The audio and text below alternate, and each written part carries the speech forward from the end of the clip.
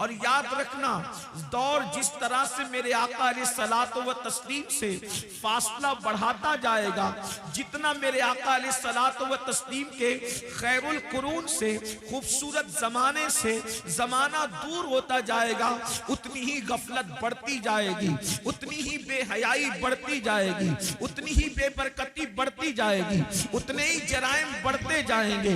अल्लाह अकबर।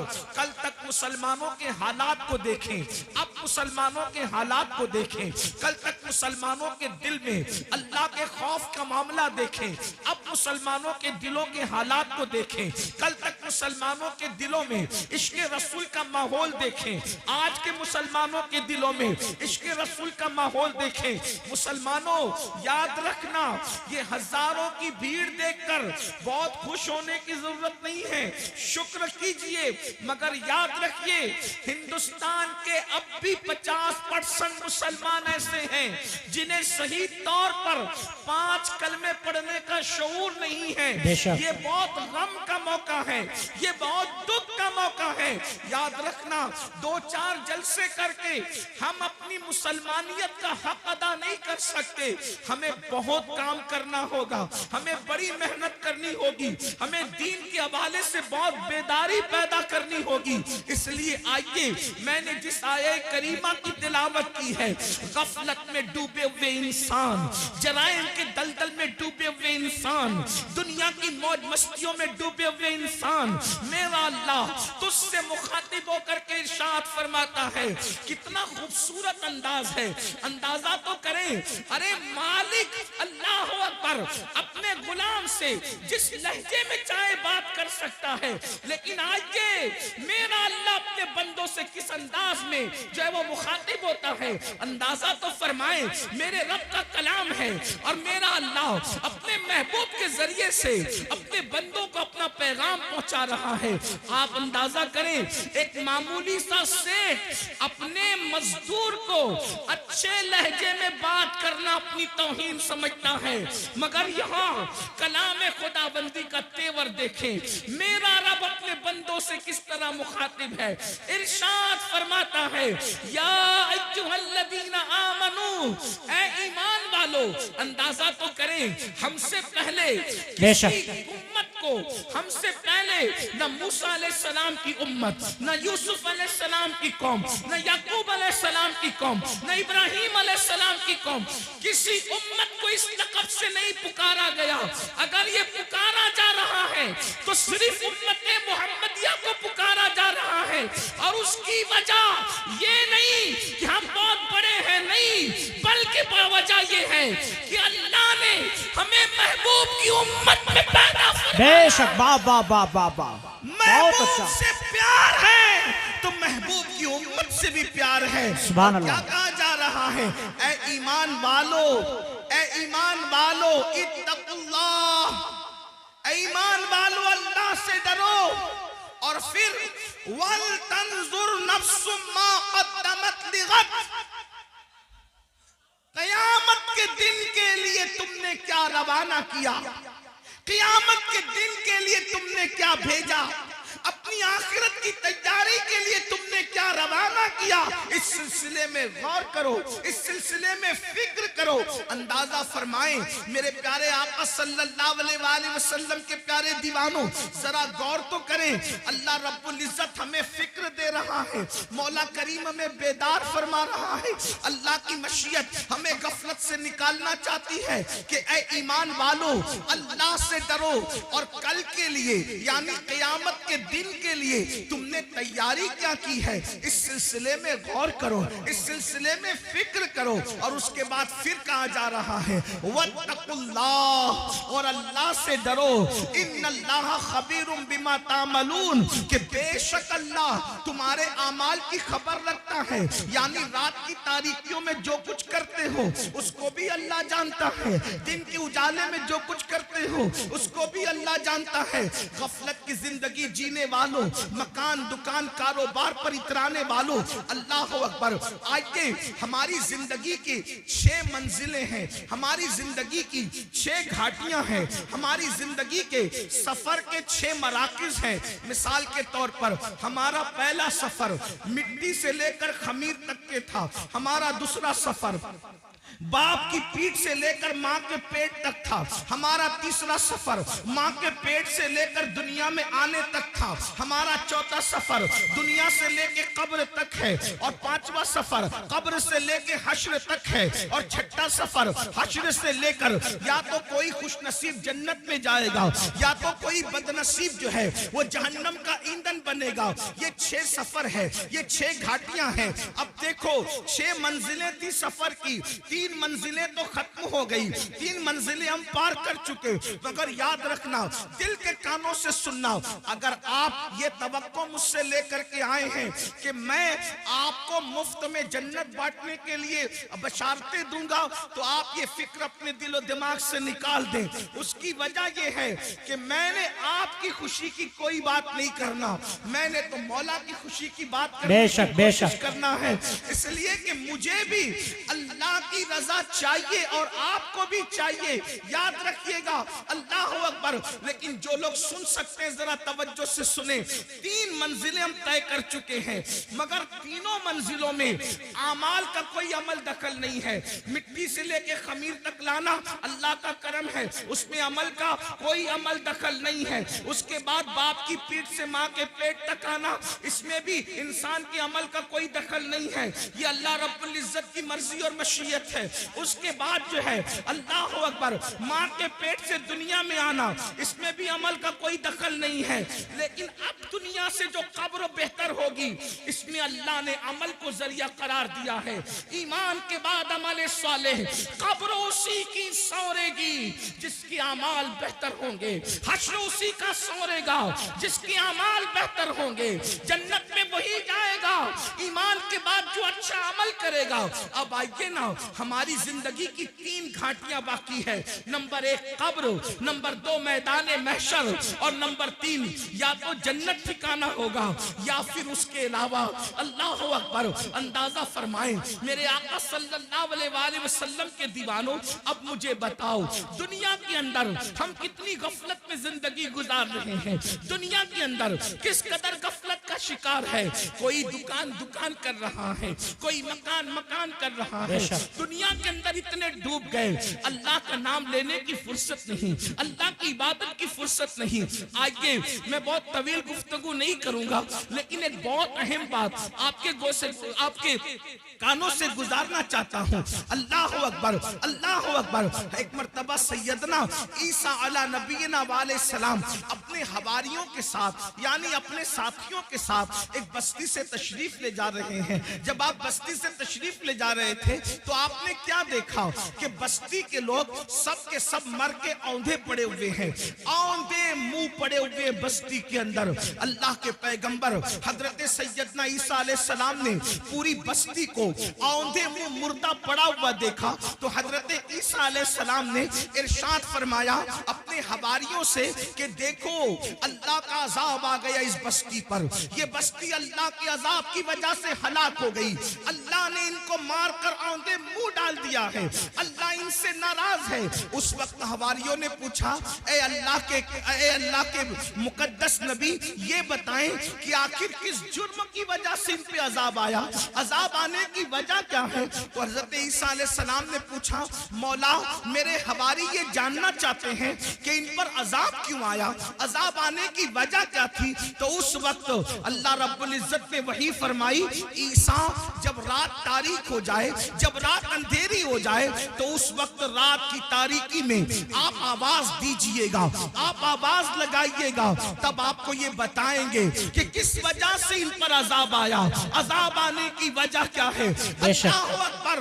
जब रात तारीक हो गई तो हजरत सैयदना ईसा अला नबीना वाले सलाम ने एक आवाज लगाई, बस्ती वालों ये बताओ किस वजह से तुम अजाब में गिरफ्तार हो गए। अब दिल के कानों से सुनना, एक बंदे की जो लाशें औंधे मुंह पड़ी हुई थी, औंधे मुंह पड़ी हुई लाशों में से एक लाश से आवाज आई, ए अल्लाह के पैगंबर ईसा अलैहि सलाम, हमको जो अजाब में गिरफ्तार किया गया उसकी 2 वजह थी। नंबर 1, हम दुनिया की मोहब्बत में मुब्तला थे, हम दुनिया की मोहब्बत में गिरफ्तार थे। आगे की गुफ्तगू करने से पहले अब जरा मुझे बताओ, ये जो आपके ज़हन और दिमाग में खप्त है कि हम कुछ भी कर लें हम पर कोई अजाब नहीं आएगा, ये बात सही नहीं है। अल्लाह अकबर। उसकी तफसील ये है, उम्मते मुहम्मदिया होने की वजह से इज्तिमाई अजाब इस कौम पर नहीं आएगा, यानी पूरी कौम हलाक नहीं होगी, मगर इंफिरादी अजाब जो जैसा करेगा वैसा उसको भरना पड़ेगा। कुरान कहता है वमा असाबकुम मिन मुसीबतिन फबिमा कसबत ऐदीकुम, कि तुम पर जो भी मुसीबत आती है वो तुम्हारे अमल की वजह से आती है। बारहा सूफिया का ये कौल दोहराया जाता है, जो तुम्हें ठोकर लगती है वो तुम्हारे गुनाह की वजह से लगती है। अल्लाह अकबर। जो महफिल से रोशनी जाती है वो भी हमारे गुनाह की वजह से जाती है, जो हमारे चिराग बुझते हैं वो भी हमारे गुनाह की वजह से बुझते हैं। अल्लाह अकबर। आज मुझे बताओ कितने मुसलमान हैं जो सुकून की सांस ले रहे हैं? हर जगह तूफान है, हर जगह घर जहन्नम कदा बना हुआ है। कोई कहता है मौलाना बच्ची को रिश्ते अच्छे नहीं आते, बिस्तर पे करवटें बदल रहे हैं, बेटियों के लिए तड़प रहे हैं, सिसकियां ले रहे हैं। मैं पूछना चाहता हूं मुसलमानों, मुझे बताओ बेटियों को अच्छे रिश्ते क्यों नहीं आते? ऐसा कि अल्लाह ने उनका जोड़ा पैदा नहीं किया, पैदा किया है।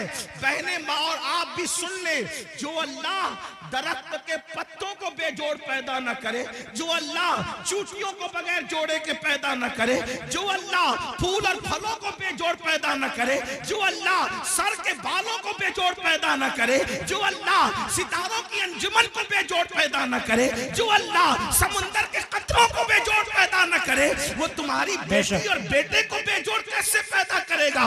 लेकिन ये रिश्ते क्यों थमे हुए हैं? कहा किसी ने बांध दिया है।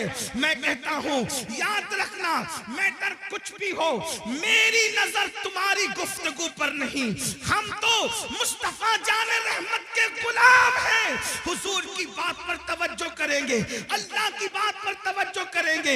याद रखना, किसी ने बांधा हो ना बांधा हो, किसी ने रुकावट पैदा की हो या ना की हो, कुरान कहता है वमा असाबकुम मिन मुसीबतिन फबिमा कसबत ऐदीकुम, कि तुम पर जो भी मुसीबत आती है अल्लाह अकबर तुम्हारे करतूत की वजह से। सैयदना फारूक आजम फरमाते हैं जब तुम गुनाह करते हो तो कब्र अनवर में रसूलुल्लाह को रंजीदा करते हो।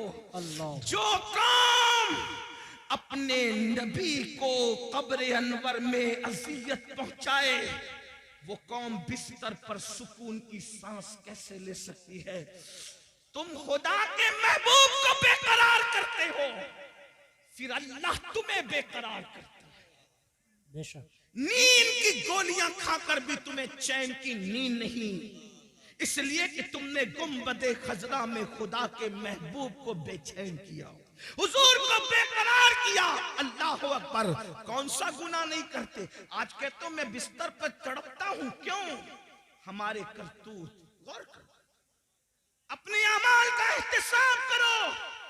आज तो हर आदमी अपने आप को वली से कम समझने को तैयार नहीं है जी। अगर अल्लाह का इनाम हो तो समझते कि हमारे अमाल की वजह से बंदे अपने अमाल की औकात और हैसियत क्या है। जिस कौम को वुजू और गुस्ल का तरीका याद न हो उसके अमाल की हैसियत क्या है जी। ये तो अल्लाह का करम है, ये तो अल्लाह का एहसान है कि उसने तुम्हारे भी और हमारे भी ऐबों पे पर्दे डाल रखे हैं। बेशक सच्ची बात को ईमान लगती अगर वो तुम्हारे और मेरे ऐबों पे पर्दे न डालता। मैं इन अल्लाह वालों की बात नहीं कर रहा हूं, तुम्हारी और मेरी कर रहा हूं। अगर वो आपके और मेरे ऐबों पे पर्दे न डालता तो ना आप यहां बैठने के काबिल होते, ना मैं यहां बैठने के काबिल। उसका कितना बड़ा एहसान है। तो आज अगर बेटियों को रिश्ते नहीं आ रहे हैं, हमने हुजूर को रंजीदा किया, अल्लाह हमें रंजीदा कर रहा। हमने हुजूर को अज़ियत दी, इसलिए तड़प रहे हो। रोजी के मामले में क्यों परेशान हो? रोजी के मामले में क्यों तड़प रहे हो? हुजूर को अज़ियत दे रहे हो। कौन से गुनाह जो नहीं करते? जिना को तो आज गुनाह समझा ही नहीं जाता, फैशन बना दिया गया, जिना को इश्क का नाम दे दिया गया, जिना को मोहब्बत का नाम दे दिया गया। लेकिन अल्लाह उन कानों तक ये आवाज पहुंचाए, अगर हदीस में ये बात ना आती तो शायद मैं कहने की हिम्मत नहीं करता कि पूरी उम्मत को जितना अजाब दिया जाएगा जी, पूरी उम्मत को जितना अजाब दिया जाएगा उसका निस्फ अजाब शादीशुदा जानियों को दिया जाएगा। यानी पूरी उम्मत को जितना अजाब, उस उम्मत के बराबर आधा अजाब, यानी सबको अलग अलग जो अजाब होगा उन सब का अजाब अगर जमा किया जाए तो जैसे एक सिर्फ समझाने के लिए मिसाल के तौर पे 100 रुपए 10 लोगों को दे दिया गया, तो अब 10 लोगों के 100 रुपए को जमा करें तो कितना हो गया? 1000। अब 1000 का निस्फ अगर किसी को दिया जाए तो कितना बड़ा है? अल्लाह अकबर। बिला तमसील सिर्फ समझाने के लिए, जानियों को जो शादीशुदा होकर जिना करते थे, पूरी उम्मत का निस्फ अजाब उन शादीशुदा जानियों को दिया जाएगा। अल्लाह। गौर करें, एक गुनाह की सजा अगर अल्लाह किसी इंसान के एक गुनाह की सजा दुनिया के तमाम इंसानों पे डाल दे तो दुनिया के सारे इंसान मिलकर भी एक इंसान के गुनाह की सजा को बर्दाश्त नहीं कर सकते। उम्मत का निस्फ अजाब जिन लोगों के वजूद पे डाला जाएगा उनकी हालत क्या होगी? अल्लाह अकबर। वो जहन्नम जिसमें पहाड़ भी पिघल पिघल जाएंगे, उसकी आग को जिसमें पहाड़ पिघल जाएंगे, वो आग जहन्नमियों के जिना के आज़ा पर दहकाई जाएगी, उनकी शर्म की जगह पे दहकाई जाएगी। जरा सोचे तो सही, 2-3 मिनट की लज्जत, 2-3 मिनट की लज्जत, 2-3 मिनट का ऐश, चंद लम्हों की लज्जत, अल्लाह अकबर, और फिर हमेशा की जिल्लत। और मेरी कौम के जवानों को फैशन के नाम पर उसी तरफ डाला जा रहा है, उसी तरफ जब ढाला जा रहा है। कल का जवान जिना के नाम से भी कांपता था। मैं जानता हूं अपने बचपने की वो दास्तानें कि नौजवान लोग कहते थे हम सारी शरारतें कर सकते हैं, लेकिन जिना की तरफ जाने की हिम्मत न हुई। ये हमारे बचपन तक जवानों की बातें हमने सुनी थी, हर मस्ती करेंगे, हर शरारत करेंगे, लेकिन बदी की तरफ नहीं जाएंगे। मगर अफसोस आज हम कितना दुखी दिन देख रहे हैं, कितने कर्म से गुजर रहे हैं, कितनी असियत से गुजर रहे हैं। कौन सी हुकूमतें आई, कौन सी चली गई, इस पर हमें उतना दुख नहीं है, इसलिए कि हुकूमतों का आना जाना ये तो मौसम की तरह बदलता रहता है। लेकिन कौम के जवानों के बिगड़ने का दुखड़ा हम किसको जाकर के सुनाएं? हुकूमतें तो चंद सालों में बदलती है, लेकिन जब कौम का एक जवान बिगड़ जाता है तो 3 पुश्तों तक इस्लाह की उम्मीद नहीं की जा सकती। जिस कौम के 16-16, 17-17 साल की उम्र के लड़के जिना में डूब जाएं, उस कौम का मुस्तकबिल क्या होगा, उस कौम की कैफियत क्या होगी? अल्लाह अकबर। हमें बहुत बड़ी जिम्मेदारी सौंपी गई है। मेरे आका अलैहिस्सलाम के दीवानों, बिलखुसूस जवानों से मुखातब हूं मेरे भाइयों, अल्लाह के बंदो, जिना की बड़ी कर्बनाक सजा है। अल्लाह जब किसी जानी को सजा देता है तो उसकी कई पुश्तों तक वो सजा बाकी रहती है। अल्लाह। मगर जो तौबा कर ले, तौबा करने वालों को अल्लाह माफ करता है। और ये भी कहा गया जिसने शादी से पहले जिना किया अल्लाह उसकी नस्ल में ऐबी, लंगड़े, लूले, अंधे, गूंगे बच्चे पैदा करता है ताकि उसका दुख वो झेलते रहे। 98% लोगों के घर में जो ऐबी बच्चे पैदा होते हैं वो जिना की नहूसत की वजह से पैदा होते हैं। माएं और बहनें मौजूद हैं, उनको ऐसा लगता है सोर्सेस की वजह से अच्छे रिश्ते आते हैं। मैं एक बात अच्छे रिश्ते का एक वजीफा आपको देना चाहता हूं। सबको अल्लाह से डर के गुनाह छोड़ दो, अल्लाह से डर के गुनाह छोड़ दो, अल्लाह तुम्हें अच्छा रिश्ता भेजेगा बेशक।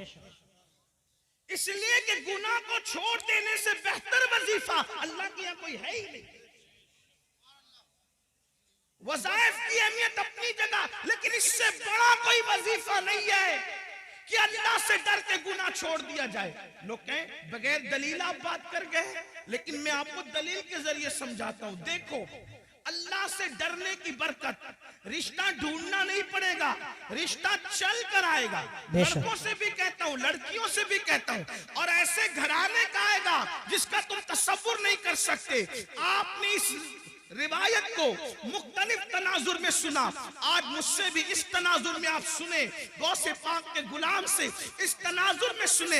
आपने सुना होगा मदीने मुनव्वरा की सरजमीन है, रात का आखिरी हिस्सा है, रात का आखिरी पहर है। उस रात के आखिरी पहर में एक बूढ़ी की कपकपी आवाज निकलती है, बेटी जल्दी से दूध में पानी मिला दो। तो जवान आवाज क्या आती है, अम्मी जान क्या आपने नहीं सुना, अमीरुल मोमिनीन ने मना किया कि दूध में पानी मिला करके नहीं बेचा जाए, क्योंकि ये जुर्म है, ये धोखा है, ये फरेब है, इसलिए मैं दूध में पानी नहीं मिला सकती। तो बुढ़ापे की कपकपी वाली आवाज आई, बेटी अमीरुल मोमिनीन तो सो रहा होगा, उसको क्या खबर कि हम दूध में पानी मिला रहे हैं।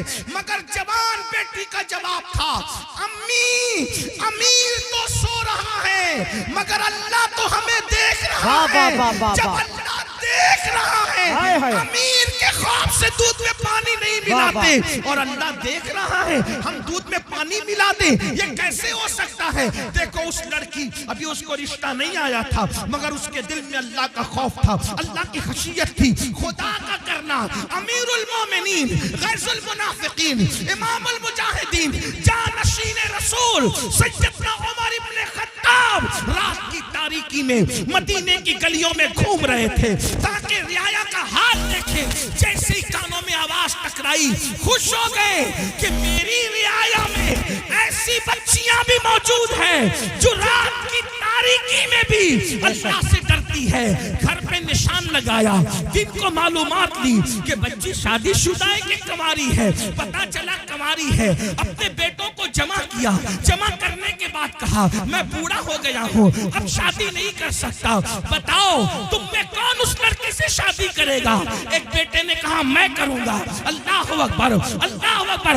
कल तक जिसके घर कोई रिश्ता नहीं आ रहा था, ये खौफे खुदा से, गुनाह से बचने की बरकत है कि अल्लाह अकबर सैकड़ों मुरब्बा मील पर हुकूमत करने वाले फारूक आज़म के घर का रिश्ता बगैर किसी सोर्स के उनके घर पहुंच गया। और अल्लाह अकबर, सिर्फ खौफे खुदा की बरकत से वो लड़की 3 बर्रे आज़मों के हाकिम उमर इब्न खत्ताब की बहू बन गई। बेशक, सुभान अल्लाह, सुभान अल्लाह, सुभान अल्लाह। अल्लाह की खशियत, और सिर्फ फारूक आज़म की बहू नहीं बनी, बल्कि अल्लाह ने उस बेटी से एक बेटी पैदा फरमाया, और उस बेटी से जो बेटा पैदा हुआ वो पहली सदी का मुजद्दिद हजरत उमर इब्न अब्दुल अजीज कहलाया। नारे तकबीर, नारे रिसालत। पहली सदी के मुजद्दिद की नानी भी बन गई, उमर इब्न खत्ताब की बहू बनी, और दूसरे उमर की नानी बनी, जिसे सानी उमर कहलाया जाता है। अल्लाह अकबर। ये है तो अर्ज क्या कर रहा था, जब हजरत ईसा ने पूछा ऐ कौम मरे हुए औंधे पड़े हुए लोगों बताओ अल्लाह ने तुम्हें क्यों औंधे मुंह मार के डाल दिया, तो उन्होंने क्या कहा, हम दुनिया से मोहब्बत करते। पहली वजह दुनिया से मोहब्बत। आज देख लो, टटोल लो अपने दिलों को, दुनिया की मोहब्बत हमारे दिलों में कितनी है। मर्द है तो कारोबार में डूब कर अल्लाह को भूल गए, घरों में डूब कर अल्लाह को भूल गए, गुनाहों में डूब के अल्लाह को भूल गए, दुनिया की मोहब्बत। और औरतें हैं, उन्हें ज़ेवरात से दिलचस्पी, उन्हें अच्छे कपड़ों से दिलचस्पी, उन्हें घूमने फिरने से दिलचस्पी, उन्हें ग़ीबत चुगली से दिलचस्पी, इसके उसके घर के हालात मालूम करने से दिलचस्पी। मैं कहता हूं, दूसरों के घर के हालात मालूम करने का तजस्सुस करने वालों, कभी अपनी कब्र की भी तो फिक्र करो, कभी अपनी कब्र का भी तो ख्याल करो। दुनिया की मोहब्बत में हम डूब गए। बड़ी माजरत के साथ एक बात याद रखना, दुनिया की मोहब्बत सिर्फ दुनियादारों के दिल में नहीं, बल्कि बाज दीनदार कहलाने वाले भी दुनिया परस्त हो गए। जी। दुनिया में डूब गए। दुनिया की मोहब्बत ने उनको अज़ाब इलाही में गिरफ्तार कर दिया। और दूसरी वजह क्या बताई? फिर वो कहता है दूसरी वजह है कि हम बदकार लोगों की पैरवी करते थे। क्या कहा? हम बदकार लोगों की पैरवी करते थे। बदकार। अब गौर करें, ध्यान दें कि ईसा अलैहिस्सलाम की उम्मत के बदकार ज्यादा बदकार थे कि आज लोग ज्यादा बदकार। वो कहने के बदकारों की पैरवी करते थे, बदकारों की नक्काली करते थे, तो अल्लाह ने हमें मार के औंधे मुंह डाल दिया, अज़ाब में गिरफ्तार कर दिया। ईसा अलैहिस्सलाम की कौम में तो इंटरनेट की नहुसत नहीं थी, इतना तेज रफ्तार दौर नहीं था। समंदर के किनारे जाकर के अय्याशों की होटलें तो उस दौर में नहीं थी।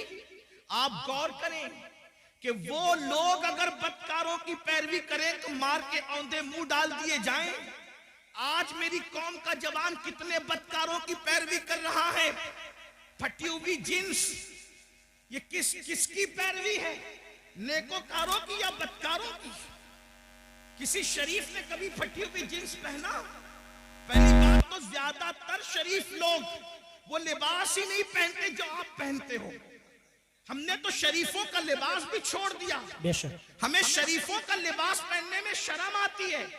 बदकारों की नस्ल कितनी बढ़ गई कि कौम की बेटियां भी जब बाजार में जाती है तो कहती है कि फला अदाकारा ने जो फिल्म में लिबास पहना था वो लिबास दिखाओ। और नौजवान लड़के भी दुकान पर जाते हैं तो कहते हैं फला हीरो ने जो पहना था वो दिखाओ। और फटी हुई पैंट, एक दौर था फटे हुए कपड़े भीख में भी नहीं दिए जाते थे। और क्या जमाना आ गया, आज फटे हुए कपड़े डैमेज पैंट कह करके हजारों में खरीदी जा रही है। हाय अफसोस, आपकी फिक्र को क्या हो गया? कल फटा हुआ लिबास होता था तो आदमी उसको छुपाता था, पेवन होता था उसको छुपाता था। फिक्र को क्या हो गया? कौमों को यूं ही ज़वाल नहीं आता। इकबाल ने कहा था कुव्वते फिक्र अमल पहले फना होती है फिर किसी कौम की शौकत। वाह वाह वाह, बहुत अच्छा। नारे तकबीर। मेरी कौम के जवानों कहाँ हो? कानों में बालियां पहन रहे हो, मटक कर चलते हो। आपसे पूछना चाहता हूँ, अगर कोई कह दे यार वो तो फलां अदाकार की तरह लग रहा है और लड़कियों कह दे तो अदाकारा की तरह लग रही है, क्या उसका फार्म होता है उस वक्त? क्या उसका गुरूर और घमंड और इतराना होता है? इससे बड़ी गाली भी नहीं है, इससे बड़ी गाली भी नहीं है कि तू अदाकार की तरह। इसलिए कि फाहिशा औरतें ज़िना करती कराती तो चार दीवारी में छुपी करती। जिनको तुम अदाकार कह रहे हो वो स्क्रीन के सामने आकर के बताते हैं ज़िना, और उसमें करोड़ों रुपए कमाते हैं। वो तो फिल्में सुपरहिट होती हैं जिसमें बाज़ाब्ता तौर पर नंगे सीन ज्यादा होते हैं।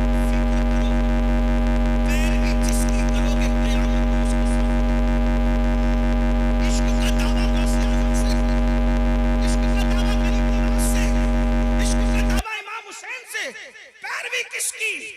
फटी हुई पैंट पहनकर नंगे बनने वालों, घुटनों से ऊपर बरमुंडे पहन करके सतर के साथ बेसतरी करने वालों, औरतों पे पाप की नजर डालने वालों, इबरत हासिल करो।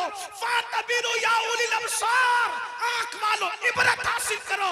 तुम बदकारों की पैरवी के लिए नहीं हो। नादान बदकार की पैरवी वो करे जिसके यहाँ सिद्दीक अकबर जैसा कायद न हो, फारूक आजम जैसा कायद न हो, उस्मान गनी जैसा कायद न हो, मौला अली जैसा कायद न हो, इमाम हसन जैसा कायद न हो, इमाम हुसैन जैसा कायद न हो, गौसे आजम जैसा कायद न हो, तारिक बिन जियाद जैसा कायद न हो, अल्लाहु अकबर सलाउद्दीन अय्यूबी जैसा कायद न हो। हमारे पास तो ऐसे स्टार्स मौजूद हैं कि लोगों ने ख्वाब में भी नहीं देखा। बहुत अच्छा, बहुत अच्छा। वाह वाह वाह। औरों ने ख्वाब में भी नहीं देखा होगा। खुदा ने वो हमें मुक्तदा अता फरमाए। जाओ ढूंढ लो सारे मज़ाहिब की तारीख को, है किसी मजहब में कुम बिस्मिल्लाह कहकर मुर्दे को हाय हाय, वाह वाह वाह वाह, बहुत अच्छा। वाह वाह वाह। लाओ किसी मजहब में। लोगों के यहाँ मारने वाले तो मिलेंगे, लेकिन जिलाने वाला अगर कोई है तो वो मजहब इस्लाम। वाह वाह वाह वाह, सुभान अल्लाह सुभान अल्लाह। और ऐसा जिंदा करने वाला कि मुर्दे को भी कुंभ इस्तिल्ला कह के जिंदा करता है और अल्लाह के दीन को भी नई जिंदगी। बेशक सुभान अल्लाह।